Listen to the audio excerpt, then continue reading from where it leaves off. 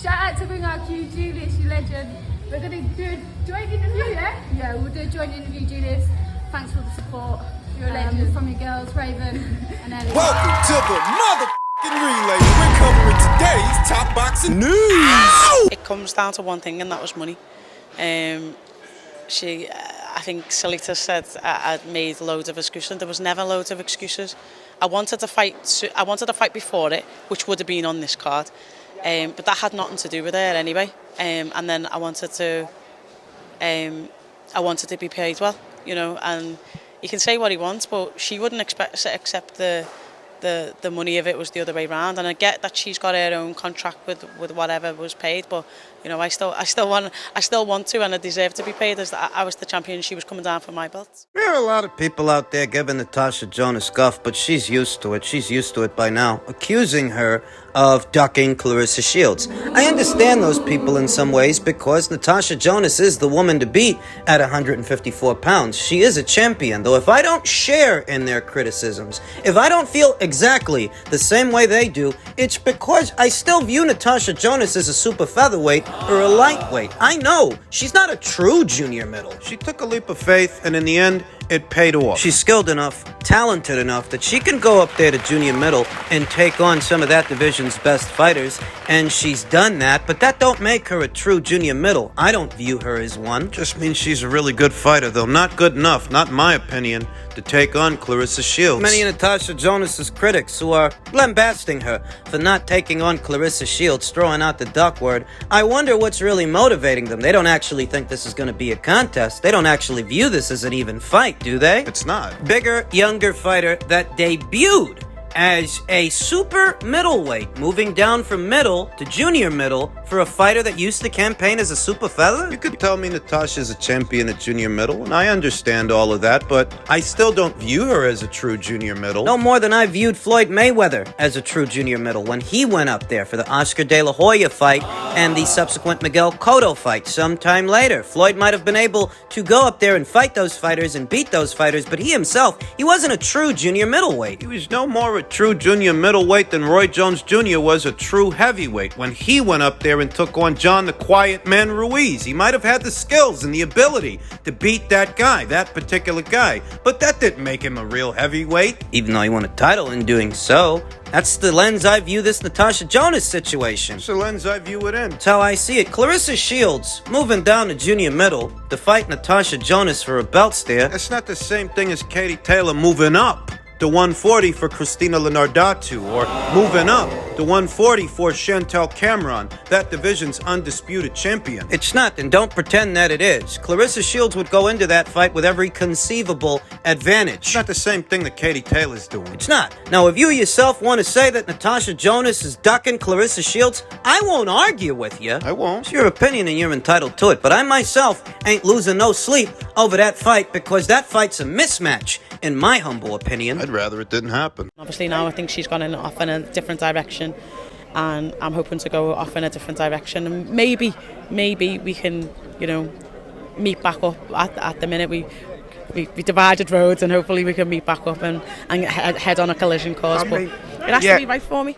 I don't actually think the people that are criticizing Natasha Jonas expect an even fight between her and Clarissa. I don't think the people criticizing Natasha are even doing so from a desire to see the fight come into fruition. Moreover, they're harboring hard feelings due to something else. Perhaps Terry Harper fans that wanted to see Natasha run it back with Terry Harper. They're mad about that, and it's manifesting here with this. So when it comes to this, I understand it a little better. I too would like to see Natasha Jonas run it back with Terry Harper because I view that as a more even fight. They're both champions at this weight. It's for all the marbles at 154, so it's only right. Make the fight. These are two fighters that used to campaign as super featherweights that eventually saw themselves moving up to junior middle, neither one among them actually being a true junior middle. So while I do understand the sentiment that Natasha Jonas is avoiding a Clarissa Shields fight, that's how you guys feel. I get it, but I never wanted her to take that fight anyway because I don't view it as an even contest. I view it as a mismatch. hardly really a testament to Clarissa Shields' skills. Moving down in weight to pounce on a fighter that used to campaign as a super feather, currently campaigning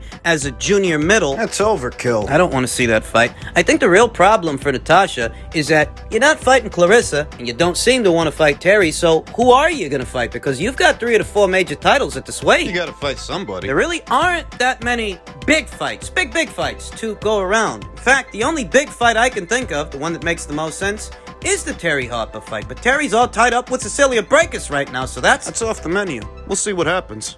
In other news, you might have heard already that the USA price point for Gervonta Davis versus Ryan Garcia on April 22nd, it won't be the conventional $74.99 we're used to. They've upped the price to $84.99. It's $10 more. A few weeks ago, Stefan Espinoza let it be known that they're not going to do a big multi-city press tour. They did New York, they did LA, and they're going to promote the fight by way of social media the rest of the way. In truth, I haven't seen much in terms of promotion, even by way of social media. Twitter, Instagram. I haven't. Then they roll out this price hike, and you wonder what's really motivating it, what's underneath it. I saw Stefan Espinoza the other day griping that the fights happening on Showtime aren't getting enough coverage on ESPN. Twitter account that goes by the name Evan Korn stated, Benavidez was on ESPN's First Take this week, and a large segment on Max on Boxing was devoted to the fight. ESPN covers the whole sport, not just Top Rank, to which Stefan replied,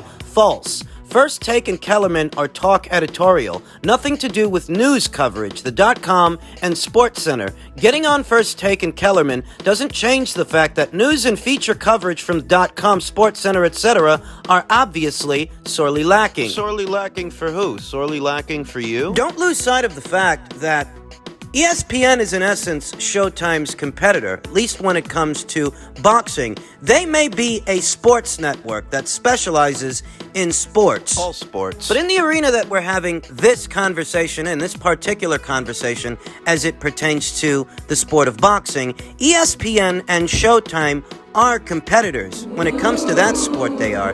And what Stefan Espinoza is bellyaching about is that the Showtime fight, Benavidez versus Plant, didn't get enough airtime on the competing platform. social videos, First Take interview, Kellerman segment, in other words, everything but news coverage on the biggest platforms, such as SportsCenter and the .com. It's glaring. What's glaring is that you want your competitor to be another arm of promotion for the fights that happen on your platform. That's what's glaring. That's what I see. You're actually bellyaching that ESPN is not doing more to promote shows that happen on your channel, on your platform. Even worse is that they're not doing to you guys and your fighters what the PBC did to Terrence Crawford, omitting his very existence in their production graphics. I didn't forget that graphic in 2019 that showed all the titleists at 147 pounds except Terrence Crawford. They actually had the audacity to feature Yordenis Ugas, a WBA regular champion at the time, and Terrence Crawford was absent. The PBC didn't think to include him. The PBC's production team that put the graphic together, they didn't think enough of Terrence to include him. I feel like this is just the PBC getting a taste of their own medicine. I feel like this is karma. The chickens have come home to roost. So I feel, because the PBC as an outfit and a brand worked hard over the years to insulate themselves from the rest of the boxing world in many divisions where they have fighters and other promotional outfits have fighters. The PBC didn't make it a priority to be more bipartisan. Quite the opposite. So that years later, Stefan Espinoza, who's in bed with the PBC and has been for ages, can start bellyaching about how their fights aren't getting more coverage on the competing platform. They're not advertising them enough for you, Stefan? How do you like them apples? The truth is that if Stefan Espinoza is taking to social media to voice his discontent so soon after the Benavidez versus Plant pay-per-view, That's not encouraging. it's not a good sign. The bulk of Showtime's subscribers and what really drums up metrics for the platform isn't their boxing programming, you understand. Thus, the majority of that audience, they don't really take in PBC shows and PBC cards. What Stefan is hoping is that they can expand on that audience by advertising those fights to an even larger audience. It just so happens ESPN is the biggest sports network in the country, and they did give this past weekend's pay-per-view a bit of coverage, but they're not going to advertise it for you. They're not going to help you sell it. That's your job. You hear this from the same Stefan Espinoza that said that they're not doing a multi-city press tour to advertise the upcoming Ryan Garcia versus Gervonta Davis fight, and I get the distinct impression that they just ain't got it in the budget to promote these fights as much as they'd like to. Advertising is what he's complaining about. ESPN not doing more to advertise fights on Showtime, and you see that by way of Showtime, they're not going a conventional route with Garcia versus Davis. They're not promoting it the same way that you'd expect them to. Maybe it's because they ain't got the resources to do it. Maybe they don't. We know that Showtime is going through a transitional period. There's belt tightening, there's budget cuts, there's layoffs. We know that the bulk of Showtime subscribers, they're not boxing fans. They're not there for boxing. They're there for story-based programming. What Stefan would like is for a competing platform to help advertise fights happening on this platform, because his platform can't advertise them better than they can. For the longest time, PBC and Showtime have worked hard to insulate themselves from everyone else, and now karma is coming back to bite them in the ass. That's what I see. I feel like over the years, they helped to paint themselves into a corner, and now they are in effect reaping what they've sown. Yeah. You want they should help sell fights that are happening on your channel, because your channel's reach can only reach so far. Yeah. Perhaps in previous years they were an industry leader, an industry giant, but these days You're relying on social media and competing platforms to help advertise fights on your platform, because your resources are scarce and times they are a-changing. made you bet you've got a lie in it. And finally, in men's heavyweight news, yesterday they held the press conference for this upcoming weekend's Joshua versus Franklin fight. Anthony Joshua addressed criticism from UK fans after the Alexander Usyk fights, those losses, saying, "They supported me for a long time, and as their champion, they expect more from me. As someone who fights with that flag on my back, they expect more. I let a few people down, so I deserve the stick I get." He's very gracious with his answer, very PC, PG. So if you ask me, I think underneath it all, he does feel a little bit raw about it. How much he did, how much he single-handedly accomplished for the British boxing scene, and all the money that started to flow through it as a result of his efforts and his fanfare for those same fans, a good number of them, to turn on him. As soon as it was convenient. I think this entire experience has given Anthony a new perspective. Anthony, who addressed the prospect of pursuing Undisputed at this stage in his career, he said, "I'm done with all of that. Undisputed's a headache. I've been chasing that for a long time. That's a whole headache. I'll just get my hands on one of the titles." You might find some people criticizing him for that. For that statement, but I don't blame the guy. I don't. I don't blame Anthony. Anthony worked harder than anybody else to try and unify this division, and that's a fact. In the absence of Tyson Fury, who won 3 of the 4 major titles from Vladimir Klitschko, then absconded for 2 years, it was Anthony Joshua, Not Deontay Wilder. and not Tyson Fury. It was Anthony Joshua that was working to unify all the belts, unify all the titles. From the very beginning. Deontay Wilder became a champion before Anthony Joshua, before Tyson Fury, too. Became a champion in 2015. He won a WBC title from then-champion Bermane Stiverne. His longtime manager, Shelley Finkel, was asked how soon we could expect to see a unification match between Deontay and the only other champion at the weight, Unified Ring Magazine champion, Vladimir Klitschko. Shelley Finkel blew off that idea. The famous quote that Deontay Wilder was just a baby champion, a baby at that stage. 7 years as a professional, 33 professional bouts, and a title, but to Shelley Finkel, he was a baby. They didn't want to make the Klitschko fight straight away. They wanted a few title defenses. They weren't trying to fight Vladimir. Now, you can still find the odd guy that'll argue in Wilder's defense, the odd guy that'll try to spin it, but history shows those guys weren't trying to unify. They didn't have any immediate plans to. Anthony did. Not long after winning the IBF title from then unbeaten Charles Martin and paying a hefty price, a hefty penny, to get that guy in the ring, it didn't take Anthony long to pursue another alphabet title in an attempt to unify this division and become its undisputed champion. Won the IBF title from Charles Martin in April of 2016. He was already fighting for a second title, a second belt, in April of 2017. This time, Deontay Wilder was already a champion for over a year. What did he do to pursue a second title? What did he do? Fury was gone. Fury was retired. What did Deontay Wilder do to pick up either the WBA or WBO titles that Tyson Fury vacated? The titles he left behind. What did he do? Nothing. Anthony won the IBF title in 2016, the WBA title in 2017, and the WBO title in 2018, at which point they set their sights on Wilder. We all know how that set of negotiations went. They offered Deontay Wilder a career-high purse to take on that Anthony Joshua fight, a flat fee of $12 million. Deontay Wilder, he had other thoughts, other plans. He demanded they give him half the pot. This is a guy who had never been on pay-per-view. He wasn't worth the money that Anthony Joshua was worth then. He's not worth the money Anthony Joshua's worth now. You see what his last fight did on pay-per-view? But he wanted half the pot. And he held to that, in spite of Anthony having more alphabet titles than he did, in spite of Anthony being worth more money than he was, being a bigger draw. Deontay demanded a 50-50 split. And like they said, and I'll say it again, the only way this fight is going to happen, let me tell you, the only way this fight is going to happen if it's 50-50. I don't care what it is. At this point in time, it ain't even about the belts no more, baby. It ain't as I said, I'm the most talked about, I'm the hottest fighter in the world right now, and I got one belt. And I got one belt that means more than any other belts. That's that green belt, that WBC, the most precious, the most...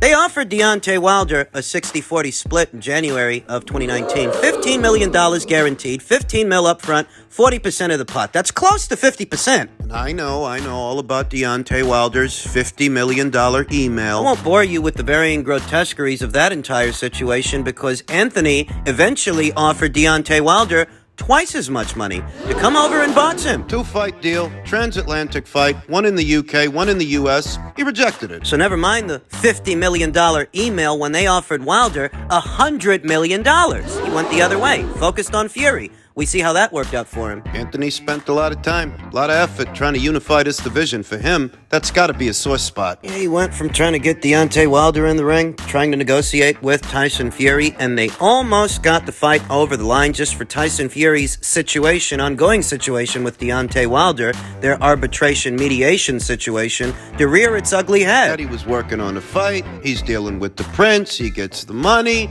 and all of a sudden Fury can't fight because the mediator ruled in Wilder's favor, and Tyson Fury's got to box him for the third time. Bear in mind, it was Tyson Fury that called out Anthony Joshua for a fight after his successful title defense against Kubrat Pulev. It was Fury that called for the fight. It was Fury that said the Wilder stuff wouldn't be a problem, that he'd never fight that guy again, only for... If you're Anthony Joshua, and you've already been given the runaround, you've already spent a lot of time trying to unify this division. Undisputed. To Anthony Joshua, it may seem like it's more trouble than it's worth. He came close, but... He's not focused on that anymore. I don't blame him. Tyson Fury himself let the Undisputed title fight go to shit. All he had to do was fight the same guy that Anthony just fought 2 times, but Tyson Fury screwed the pooch. A separate matter. No, this time it seems like Anthony is in a different headspace and he's gonna do things differently. He should. You guys care so much about Undisputed? Let Fury give you the Undisputed title fight. All right, he fucked that up.